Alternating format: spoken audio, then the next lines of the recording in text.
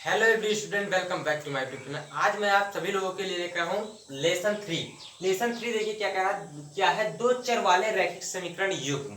क्या है lesson three? दो चर वाले रैखिक समीकरण युग्म। इसमें मैं आप सभी लोगों को बताऊंगा कि आपको 3.1 में क्या क्या आपको इंपॉर्टेंट है, क्या क्या आपको जरूरत पड़ेगी। तो उसे आप सबसे पहले इस वीडियो में देख लीजिए। जैसे आपको मिलेगा एक रेखा देखने को मिलेगा, रेखा युग्म। ये पहला समीकरण होगा, ये दूसरा समीकरण। तो दो समीकरण युग्म आपको देखने को मिलेंगे।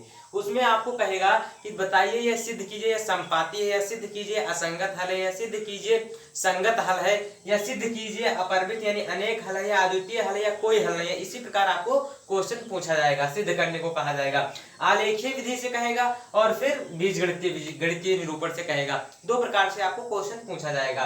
तो यहाँ पर देखिए, सबसे पहले आप रेखा देखिए। रेखा क्या है?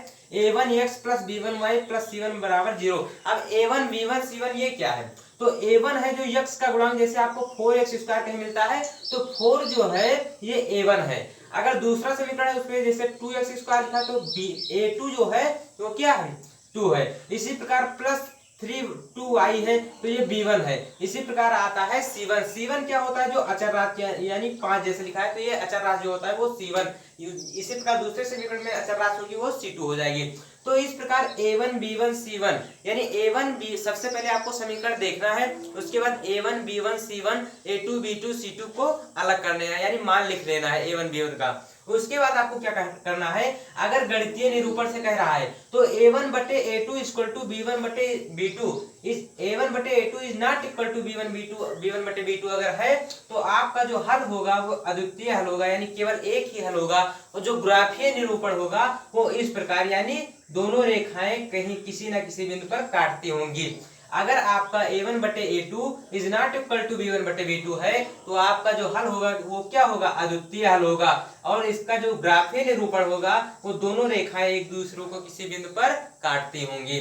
अगर आपका a1 बटे a2 इक्वल टू b1 बटे b2 इक्वल टू c1 बटे c2 है, क्या है? a1 बटे a2 इक्वल टू b1 बटे b2 इक्वल टू c1 बटे c2, तो रेखाएं क्या होगी? तो रेखाएं संपाती होगी। क्या होगी? रेखाएं संपाती होगी। और हल कितने होंगे? अनेक हल, या कहें अनंत हल होगा। अनंत हल यानी कोई उसकी गिनती नहीं है कि कितने हल होंगे। और जो आपका ग्राफीय निरूपण होगा वो किस प्रकार होगा? तो इस प्रकार का होगा, यानी L1 भी इसी रेखा पर है, L2 भी इसी रेखा पर है, उसे अलग नहीं किया जा सकता। तो इस पे कितने रेखा होंगे, कितने बिंदु होंगे? तो अनंत बिंदु। जितनी रेखा आप बढ़ाते चले जाएंगे उतने बिंदु होते चले जाएंगे। तो इसका कोई गिनती नहीं है, यानी आप इसे गिन नहीं सकते कि कितने हल होंगे। इसलिए इसे कहा गया अनेक हल या अपरिमित रूप होगा। अब इसके बाद देखिए तीसरा, अगर a1 बटे a2 इक्वल टू b1 बटे b2 तो है, लेकिन a1 बटे a2 इक्वल टू b1 बटे b2 है, लेकिन b1 बटे b2 is not equal to c1 बटे c2 है, तो रेखाएं जो होगी वो क्या होगी? परस्पर एक दूसरे के समांतर होगी। जैसे आप ग्राफीय निरूपण में देखिए, ये L1 रेखा है, ये L2 रेखा है, ये दोनों क्या है? एक दूसरे के समांतर है। समांतर रेखा किसे कहते हैं? जब दोनों रेखाओं के प्रत्येक स्थान पर समान दूरी होती है तो उसे क्या कहते हैं? समांतर रेखा कहते हैं। तो इस प्रकार आपको ये तीन टॉपिक तैयार करना है।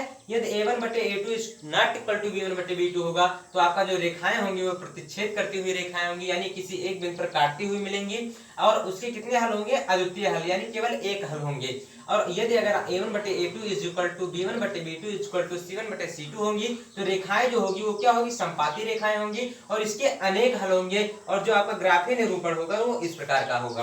अब अगर a1 बटे a2 इक्वल टू b1 बटे b2 is not equal to c1 बटे c2 होगा तो रेखाएं जो होगी आपका वो क्या होगा? समांतर रेखाएं होंगी। और इसके जो हल होंगे वो कोई हल नहीं होंगे। यहाँ पर देखिए, जैसे इस प्रकार ये रेखाएं एक दूसरे को किसी बिंदु पर नहीं काटती हैं। जब किसी बिंदु पर नहीं काटती हैं तो आपको कोई बिंदु नहीं प्राप्त होगा। और जब कोई बिंदु नहीं प्राप्त होगा तो इसलिए कहा गया कि यहाँ पर कोई हल नहीं है। हल तभी प्राप्त होता है जब किसी न किसी बिंदु पर रेखाएं एक दूसरे को परस्पर काटें तो आपको हल प्राप्त होगा।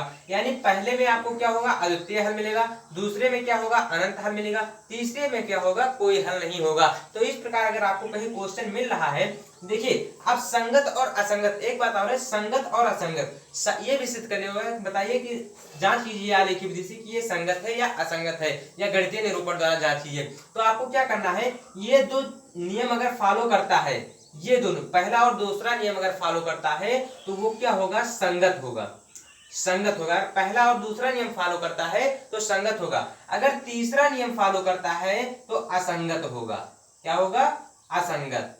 अगर तीसरा नियम फॉलो करता है तो असंगत होगा, अगर पहला और दूसरा नियम फॉलो करता है तो संगत होगा। तो यही है आपके पहले 3.1 लेसन में, 3.1 एक्सरसाइज में पूरा यही डिटेल है। इस डिटेल को अगर आप तैयार कर लेते हैं तो आपका 3.1 बिल्कुल आसान हो जाएगा, आप चुटकियों में लगा लेंगे। तो अब हम अगले वीडियो में मिलेंगे एक्सरसाइज के साथ, 3.1 एक्सरसाइज के साथ। तब तक के लिए धन्यवाद।